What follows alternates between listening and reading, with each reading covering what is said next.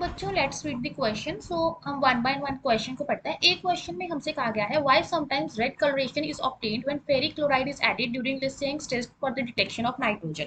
सो हमें कह रहे हैं कि जब हम फेरिक क्लोराइड के एडिशन करते हैं ड्यूरिंग लिसेंस टेस्ट तो हमारे पास कभी कभी रेड कलर क्यों आता है। Second, we have to arrange the following in order of minus I and in order of increasing stability for these compounds. और थर्ड में हमारे पास क्या है 0.378 ग्राम ऑफ ऑर्गेनिक कंपाउंड जिसमें हमारे पास कार्बन है, हाइड्रोजन है, उसकी कंबशन की गई है यूजिंग लिबिक्स मेथड।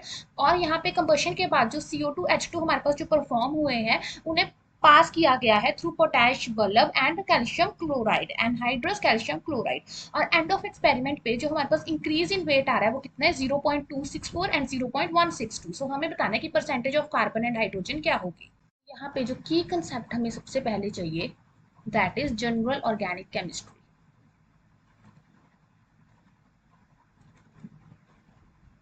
अब हम वन बाय वन अपने ऑप्शंस को देखते हैं। सबसे पहले हम ए क्वेश्चन करते हैं। ए में हमें कहा गया है कि हमें क्यों रेड कलरेशन दिखता है जब फेरिक क्लोराइड को ट्रीट किया जाता है is obtained when ferric chloride is added to during Lessing's test। तो हमारे पास जो रेड कलर होता है that is obtained because of the presence of both nitrogen and sulfur। So when both nitrogen and sulfur are present in organic compound तब हमारे पास क्या होता है हमें रेड कलर दिखता है।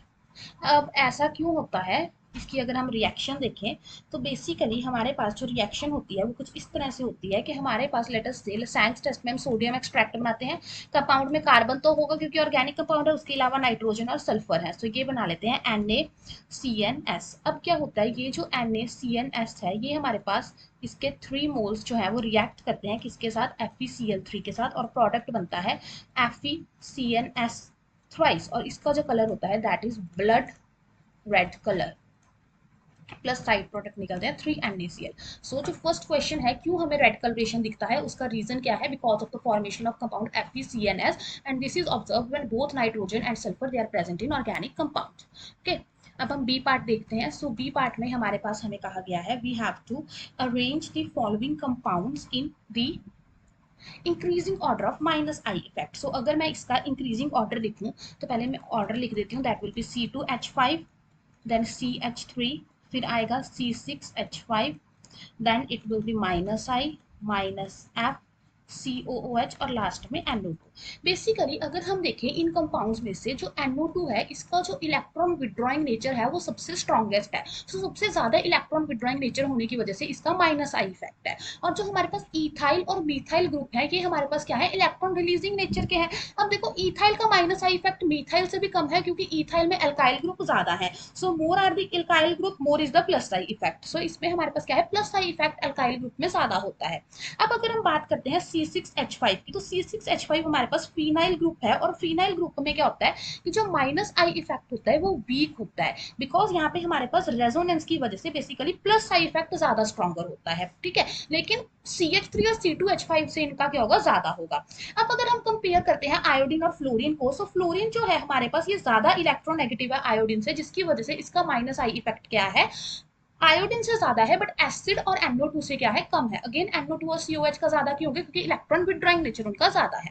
अब ये हो गया हमारा फर्स्ट पार्ट। अब सेकंड पार्ट हमारे पास दिया हुआ है CH3 CH2 CH2 CH2 then we have CH3 3 C positive and CH3 CH2 CH2 CH3 CH3।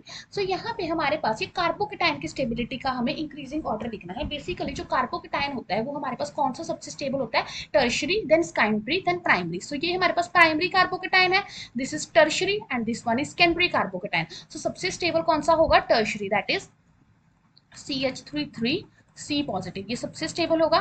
फिर कौन सा स्टेबल होगा secondary CH3 CH2 CH2 that is CH3 CH2 CH2। सो हमारे पास 2 कार्बन थे फिर हमारे पास है CH3। सो ये सेकेंडरी हो गया और फिर हमारे पास हो जाएगा primary that is CH3 CH2 CH2 I think it is 1 2 3 4 carbon yes this one।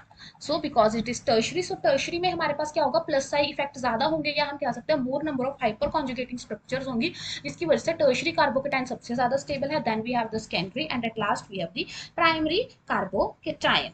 अब हमारे पास जो हम नेक्स्ट ऑप्शन देख लेते हैं जो हमारा सी पार्ट है क्वेश्चन का वो क्या कह रहा है हमारा सी पार्ट कह रहा है we have a compound that weighs 0.378 gram, उसमें कार्बन और हाइड्रोजन है, उसकी कंबशन की गई तो हमें कार्बन डाइऑक्साइड और वाटर मिला है, और इनको हमने पास किया है through potash bulb and anhydro CaCl2। End of the experiment पे हमारे पास एक इंक्रीज इन रिस्पेक्टिव वेट देखने को मिल रहा है, वो कितना है 0.264 और हमारे पास 0.162।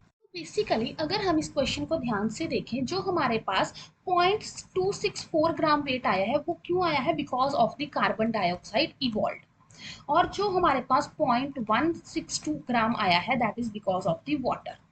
हमें क्या निकालना है बेसिकली इस क्वेश्चन में, percentage of carbon and oxygen.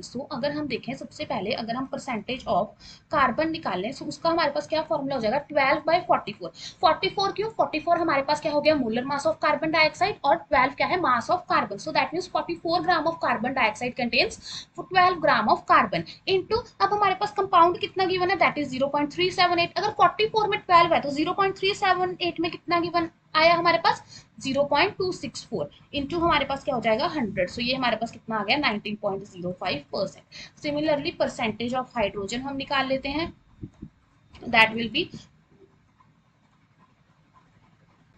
2 for H2 and for water it is 18 into हमारे पास मास कितना है 0.162 divided by mass of compound is 0.378 into 100। अब हम इसे सॉल्व करेंगे, ये हमारे पास आ जाएगा 4.7%। Hope you find the answer, best of luck.